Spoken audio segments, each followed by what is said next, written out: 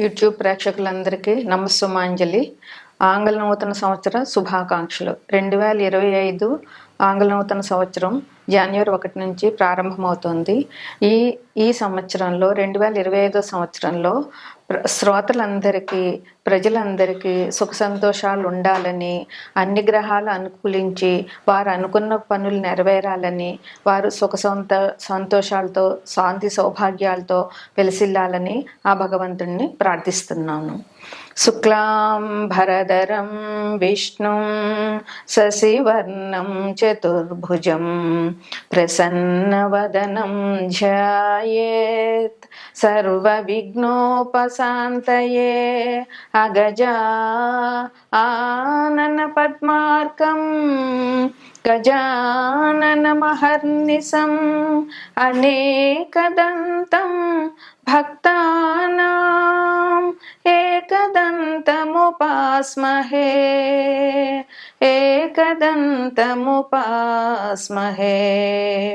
ఓం శ్రీ మహాగణాధిపతియే నమః. ఓం శ్రీ మాత్రే నమః. ఓం శ్రీ గురుభ్యో నమః.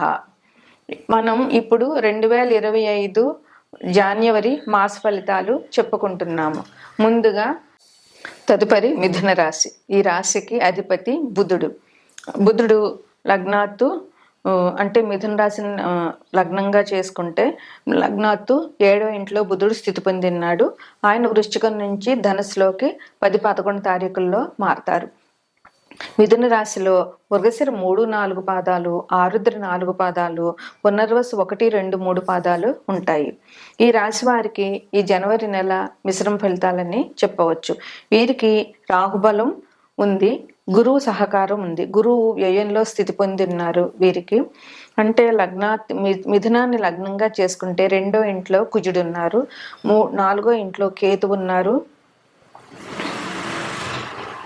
6వ ఇంట్లో బుధుడు ఉన్నారు, 7వ ఇంట్లో రవి ఉన్నారు. ప్రస్తుతం రవి 14వ తారీఖున 7వ ఇంట్లోంచి 8వ ఇంట్లోకి మారుతారు. అదే 9వ ఇంట్లో శుక్రు శనులు ఉన్నారు, 10వ ఇంట్లో రాహు ఉన్నారు, 11వ ఇంట్లో ఎవరు లేరు, 12వ ఇంట్లో గురువు ఉన్నారు. వీరికి రాహుబలం బాగా ఉంది ఈ రాశి వారికి. అట్లాగే వీరికి ఉద్యోగం విషయంలో చాలా బాగుంటుంది. ఈ రాశిలో ఉన్నటువంటి ఉద్యోగస్తులందరికీ కూడా ఈ మాసం చాలా మంచి ఫలితాలు ఉన్నాయి. ప్రమోషన్ ఎక్స్పెక్ట్ చేస్తున్న వాళ్ళకి ప్రమోషన్లు ఉంటాయి. అట్లాగే స్థానచలనం, ఉద్యోగంలో మార్పు కావాలి, ఒక చోట నుంచి ఒకటి ట్రాన్స్ఫర్ కావాలనుకుంటున్న వాళ్ళకు కూడా వారి కోరిక నెరవేరే అవకాశం ఉంది. కుటుంబ సభ్యులందరూ కూడా సుఖ సంతోషాలతో ఉంటారు.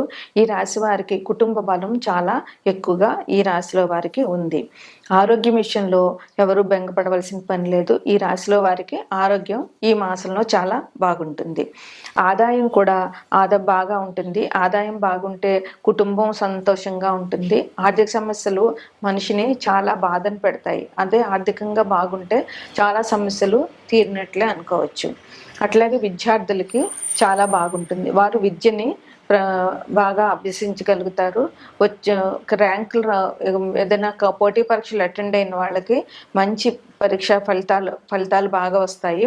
వీరికి 6వ ఇంట్లో బుధుడు ఉన్నాడు. ఈ రాష్ట్రాధిపతి కూడా బుధుడే కనుక వీరికి సమయస్ఫూర్తి, సమయానికి తగిన ఆలోచనలు, కాంపిటేటివ్ ఎగ్జామ్స్లో రాయగలిగే కెపాసిటీ బుధుడు వీళ్ళకి ఇస్తాడు. బుధుడు తెలివితేటలకి, విజ్ఞానానికి కారకుడు. అందువల్ల ఈ రాశి వారికి బుధుడు అనుగ్రహం ఉంటే చాలా మంచి ఫలితాలు వీళ్ళు పొందగలుగుతారు.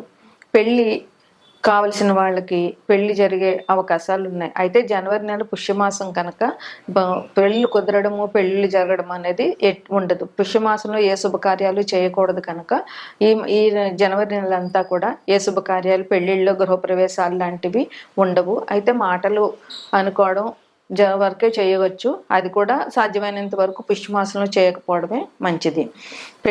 పెళ్ళిళ్ళు అనేవి ఈ మాసంలో పెద్దగా మనకి అనుకూలించవు. ప్రయాణాలు మిశ్రమంగా ఉంటాయి. ప్రయాణాలు తప్పని ప్రయాణాలు అయితే పెట్టుకోవాలి, లేదంటే ప్రయాణాలు మానుకోవడం చాలా మంచిది. వ్యవసాయదారులకి ఈ మాసం చాలా బాగుంటుంది. ఎందువలనంటే 14వ తారీఖున రవి మనకి ధనుసు రాశి నుంచి మకర రాశిలోకి ప్రవేశిస్తున్నారు. ఇది సంక్రమణం కనుక, మకర సంక్రమణం. రవి ఒక రాశి నుంచి ఇంకో రాశిలోకి వెళ్ళడాన్ని సంక్రమణం అంటాము. అయితే అన్ని సంక్రమణాల్లోకి మకర సంక్రమణం చాలా మంచిది, చాలా పెద్ద పండుగగా మనం చేసుకుంటాము. తెలుగు రాష్ట్రాల వారందరూ కూడా ఈ మకర సంక్రమణం పండుగని చాలా గొప్పగా చేసుకుంటారు. వ్యవసాయదారులందరికీ కూడా ఈ మకర సంక్రమణం పండుగ అన్నది చాలా ముఖ్యం. ఎందుకనంటే పంటలు ఇంటికి చేతికి వస్తాయి. అందువల్ల ఎంత లేని వాళ్ళైనా సరే ఉన్నంతలో కొత్త బట్టలు కొనుక్కుని చాలా బాగా చేసుకుంటారు. వ్యవసాయ పనిముట్లన్నింటినీ పూజ చేస్తారు. అలాగే ఎద్దులకి, ఆవులకి అన్నింటికి కూడా పూజలు చేసి ఈ కనుమ పండుగ రోజు పశువుల పండుగను కూడా చెప్పుకోవచ్చు. అందుకని కనుమ, ముక్కనుమ రోజున పశువులను పూజించడము, వ్యవసాయ పనిముట్లు పూజ చేసుకోవడము ఈ అందరూ ఈ మకర సంక్రమణానికి చేస్తారు. అయితే ఈ రాశి వారికి రాహుబలం ఉన్నది కనుక వీరు ఉన్నదాంతో తృప్తి పడ్డం. యాక్చువల్గా రాహువు ఆశకి కారకుడు. అయితే వీరికి అనుకూలంగా ఉన్నప్పుడు వీరికి మంచి ఆలోచనలు రాహువు కలగజేస్తాడు. అట్లాగే వీరికి రాహువు, గురువు సహకారం ఉంది. గురువు వ్యయంలో ఉన్నారు అని అంటే వ్యయంలో ఖర్చు ఉంటుంది. అయితే ఆ ఖర్చు ఎట్లాంటి ఖర్చు అంటే దేవుడికి సంబంధించినటువంటి ఖర్చు, అంటే దైవ కార్యాలకి ఖర్చు చేయడం అన్నది అది చాలా మంచి ఖర్చు అని చెప్పుకోవాలి. దాన ధర్మాలు చేయడము, లేదా దేవాలయాలకి విరాళాలు ఇవ్వడము, లేదా తీర్థయాత్రలు చేయడము, లేదా ఎవరైనా స్వామీజీలకి పూజలు చేయడము, లేదా అందరికీ అన్నదానాలు చేయడము, అది కూడా దైవ కార్యంలోనికే వస్తుంది. అందువల్ల ఈ రాశి వారికి ఈ గురువు వ్యయంలో ఉన్నారు కనుక దైవానికి సంబంధించినటువంటి ఖర్చులు ఉంటాయి. అయితే వీరికి కొంచెం కుజుడు 2వ ఇంట్లో ఉన్నాడు. కుజుడు 2వ ఇంట్లో అంటే కుజుడు అసహనానికి, కోపానికి కారకుడు. అందుకు 2వ ఇల్లు అంటే మాట, ఆరోగ్యం, ధనం ఇవన్నీ కూడా 2వ ఇంట్లో చూపిస్తాయి.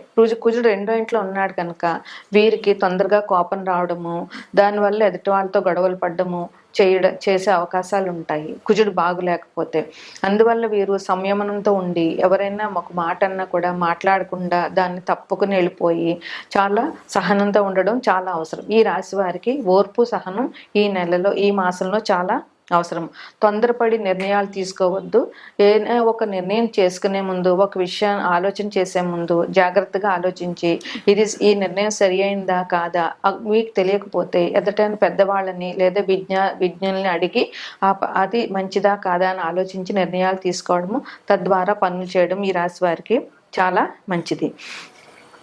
అయితే మకర సంక్రమణ రోజున ప్రతి తల్లి కూడా పెరుగు దానం చేయవలసిందిగా కోరుతున్నాను. ఎందువల్లంటే పెరుగు దానం చేయడం వల్ల పిల్లలు అభివృద్ధిలోకి వస్తారు, పిల్లలు చాలా ఉన్నతంగా ఎదుగుతారు. అందువల్ల ఈ మకర సంక్రమణ రోజు ప్రతి తల్లి కూడా, బిడ్డలున్న ప్రతి తల్లి పెరుగు దానం చేయండి.